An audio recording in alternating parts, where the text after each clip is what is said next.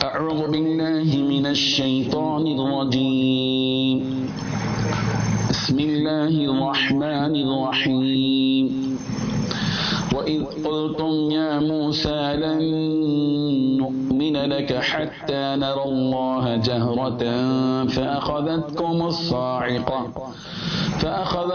الصاعقة وأنتم تنظرون ثم بعثناكم من بعد موتكم لعلكم تشكرون صدق اللہ العظیم۔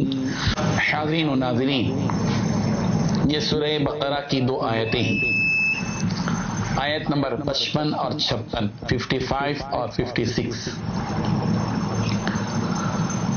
اس آیت کو سمجھنے کے لیے بنیادی طور پر اس پس منظر سے واقف ہونا ضروری ہے کہ جب حضرت موسیٰ علیہ السلام تورات لے کر اپنی قوم کے پاس آئے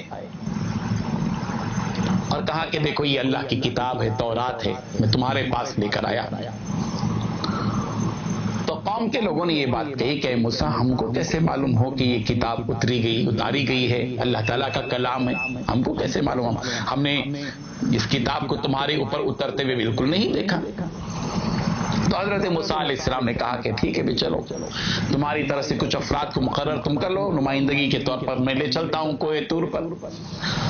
چنانچہ 70 آدمیوں کا انتخاب ہوا کہ یہ 70 آدمی کوہ طور پر حضرت موسیٰ علیہ السلام کے ساتھ جائیں گے اور اللہ تبارک و تعالیٰ کے کلام ہونے کا یقین ان کو آئے گا کہ واقعی یہ اللہ تعالیٰ کی طرف سے اتری ہوئی کتاب، اس منظر کو وہ لوگ دیکھیں گے۔ چنانچہ حضرت موسیٰ علیہ السلام 70 آدمیوں کو لے کر نکلے، کوہ طور پر پہنچے۔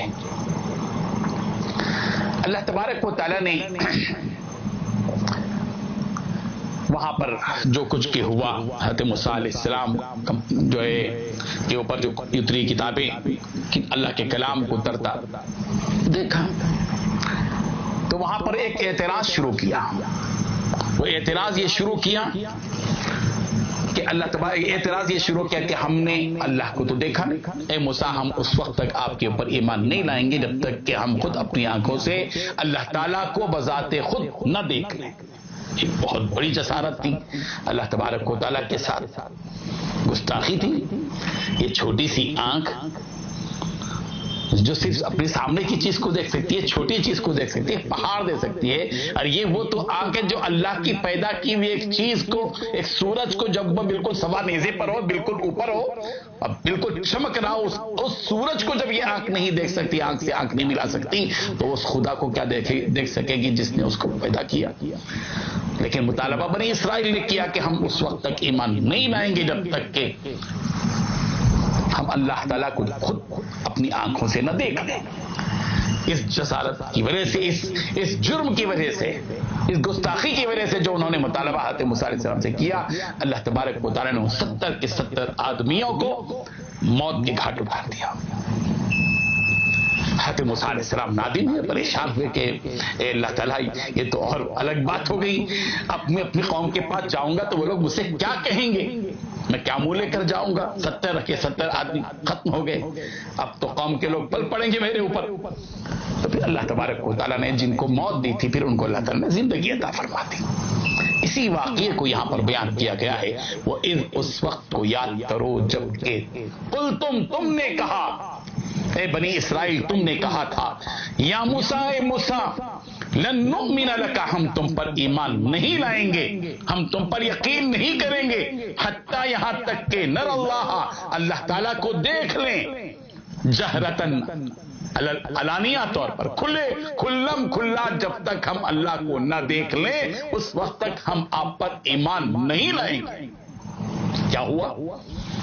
اس گستاخی کا نتیجہ، اس مطالبے کا، اس ناحق مطالبے کا انجام یہ ہوا کہ فَأَخَذَتْكُمُ الصَّاعِقَةُ، ایک بجلی کی کڑک نے تم کو آ کر پکڑ لیا، وَأَنْتُمْ تَنْظُرُونَ، اور تم دیکھ رہے تھے۔ اس ایک بجلی کی کڑک آئی اور ان 70 کے 70 افراد کو ہلاک کر دیا، موت کے گھاٹ اتار دیا۔ حضرت موسیٰ دیکھ رہے تھے۔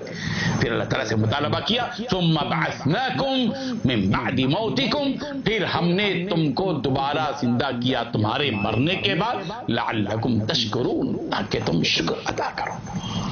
اس سے یہ معلوم ہوا کہ اللہ تبارک و تعالیٰ سے ناحق مطالبات کرنا، ایسے سوالات کرنا جو اللہ تبارک و تعالیٰ کی گستاخی کا باعث ہو، اللہ کے عذاب کا موجب اور ذریعہ بن سکتا ہے۔ بنی اسرائیل نے یہ حرکت کی اور نتیجتاً ہوا، اور اللہ تبارک و تعالیٰ نے بتلا دیا اس کا انجام۔ ضرورت اس بات کی ہے کہ ہماری عافیت، ہماری سلامتی اسی میں ہے کہ اللہ تعالیٰ نے جو باتیں ہم کو بتا دی قرآن مجید میں، نبی نے جو باتیں ہم کو بتا دی، ہم صرف آمنا اور صدقنا، سمعنا و اطعنا، ہم نے سن لیا، ہم نے اطاعت کی، آمنا و صدقنا، ہم ایمان لے آئے، ہم نے تصدیق کی۔ یہی ایک مومن بندے کے لیے ضروری ہے۔ اللہ تعالیٰ ہم سب کو عمل کی توفیق عطا فرمائے۔ وآخر دعوانا ان الحمد للہ رب العالمین۔ لا الہ الا اللہ۔